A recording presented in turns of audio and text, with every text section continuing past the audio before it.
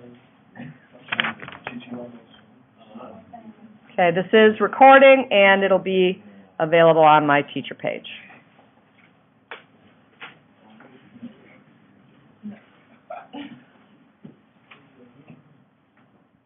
All right, we're going to draw the diagram for a concave mirror.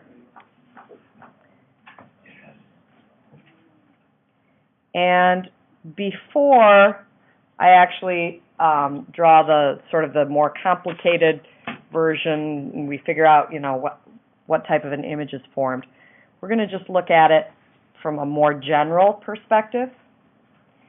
This dashed line has a special name. It's called the principal axis. Principal axis. There's an infinite number of these, and they're special because it's perpendicular to the mirror.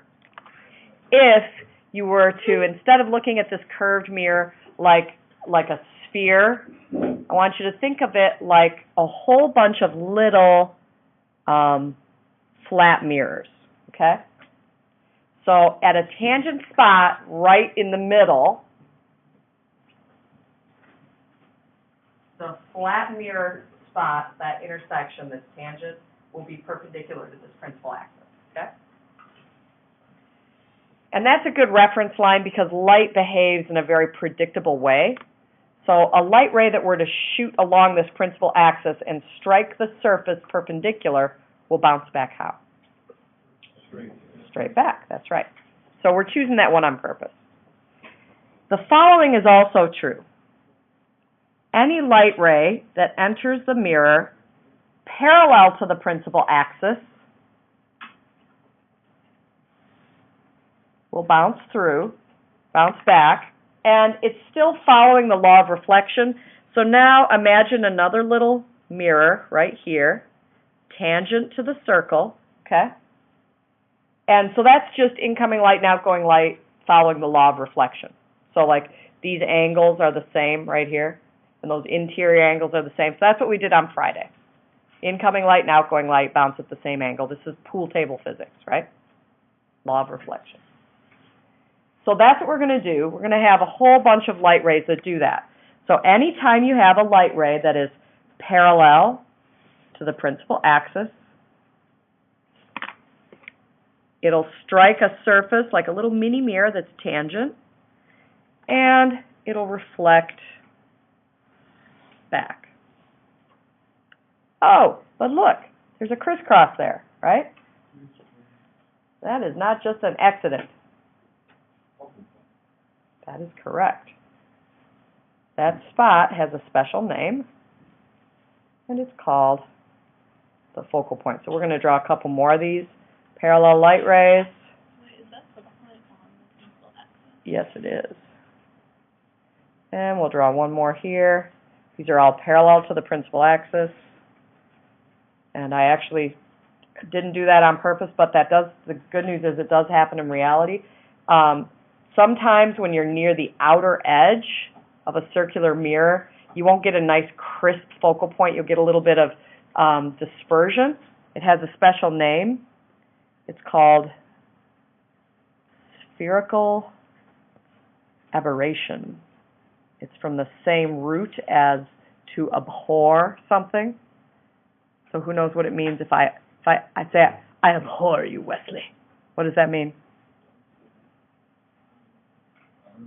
It means I hate you. So feel free to use that. I abhor you. So spherical aberration is an imperfection in this focal point. And so what fine optics or fine opticians, what they'll do is they will actually change the spherical nature, and they'll pull it in just a little bit on these outer edges, and so it'll make this point more crisp. So this occurs in both lenses and mirrors. Extra credit point to somebody who can tell me wherein this occurred by a character named Sid. I want to say Isaac. Toy Story. Tell me what happened. Oh, and he tries to burn Woody's forehead. He burns Woody's forehead is correct. Did you guys have it? That is correct. Come get your extra credit point, Greg. Yeah, Sid uses a magnifying glass, and the magnifying glass also has this focal point, and he tries to burn Woody's forehead. Sid is the evil neighbor boy. Yeah, remember? So now I have to ask, because there's always kids, did any of you have a magnifying glass as a child? Burn leaves. What did you burn? Leaves and ants. Leaves and ants. Yeah, I did too. Anybody else? Usually it's the teenage boys, but I like to see that now girls are starting to open their horizons. Yeah. Burned a worm? How what? Oh, you didn't have a good enough one. Yeah, I gave my kids a really powerful magnifying glass when they were little. Yeah, strangely enough, someone pointed this out. I was a really strict parent when my kids were little. Like, the word butt was a swear word. Like, oh, no, you don't say butt. Yes, you could say booty or bottom, you know, derriere, tushy, that kind of stuff. No, they couldn't say butt or fart or in public, you know. It was just, but I let them play with matches. Yeah, and I realize that is not a normal thing that parents do. My younger brother almost burned down our barn when he was about 6 years old, playing with matches in the hayloft of our barn when I was a kid. I found him, and it was really scary because it was like the hay was burning, and it would have burned the whole barn down. How'd you freshman that burned down the barn? You did? No, a freshman. Yeah. Oh, a freshman did? Yeah. Good Lord. I had some feed bags, and I just beat it until, yeah, but it would have gone up like that. So anyways, I was very nervous that, I mean, how many of you played with matches when you weren't supposed to? Look at all the boys. Yeah, you did too. Yeah, you had older brothers though, so. So I let my kids, I actually had like a little safety, like, kit, and they used kitchen matches, which are the big matches, but I mean, they were 5 years old. They'd say, going outside to play with matches, Mommy. Okay, have fun. And they had like their little kit, and then other families came over, and I found out that was not normal. So, what are they doing? They're just playing with matches. It's fine. They do. They were all trained. All right. You're right, and then it also takes the danger away, and it's not. So, fortunately, my house did not get burned down.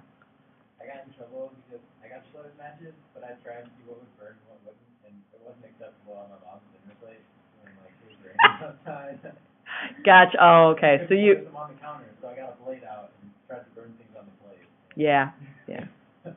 We actually play a game called Will It Burn at home. The police have come to our house a couple of times. The neighbors, here's the thing is, when you get the neighbors involved, yeah, then it's all good. They're like, oh, it's just those Nikolais, it's fine. No. Then they don't call the police, it's all good. Well, yeah, that's true. That's true. It's harder to get the neighbors to buy into that one, in some ways.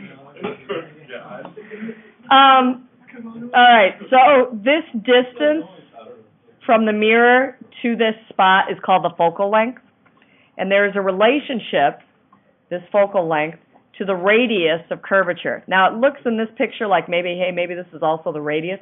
The radius is actually out here. The radius is twice the focal length. So focal length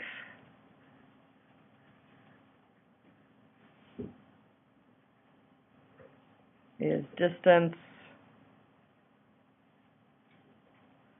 from the mirror to the focal point.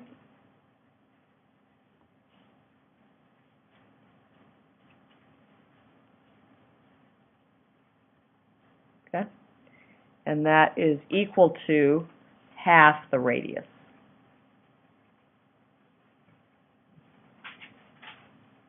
All right.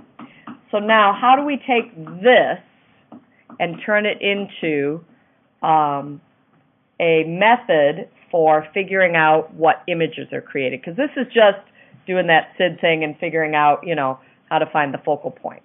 So here's how you do it. And this is online if you just want to watch and then go online later and take the notes or... All right, so there's a concave mirror, same mirror we had above. Principal axis, and I draw a principal axis. Remember, there's an infinite number of these. That's not very pretty. Infinite number of principal axes. They are just a point at which the it's perpendicular to the surface of the mirror. Okay, so like I have one here, but I could have one like this right here. It's the radius line. So if this is the center of the circle, right? That's a principal axis. Does that make sense? This is a principal axis. This is a principal axis. So I choose this because how does light behave on that line? Bounces straight back. Yep. Okay. I'm going to put an object. So there's the radius. The focal point is halfway. So that's F. That's R. I'm going to put an object outside the focal length. So this is you guys looking at yourselves in that concave mirror, right? So that's my object. And I draw an arrow so that I know we have a top and a bottom. Is Eric in here? Eric? Tim? Oh, okay. He's in, I think, my next hour or my fifth hour. I can't remember. Gotcha. Okay. So the object is drawn like an arrow, so I know where the top versus the bottom happen to be. And now I'm going to follow this rule. This rule says that light that enters the mirror parallel to the principal axis bounces through what? Parallel light bounces through the focal point. That's the only rule that you have to worry about. Parallel light rays bounce through the focal point. So here we go. So I have an object. There's a light parallel to the principal axis, and it will reflect through the focal point. Okay? So this is where the reflected light ray goes. The converse of that, I can flip the order, and I can say light that goes through the focal point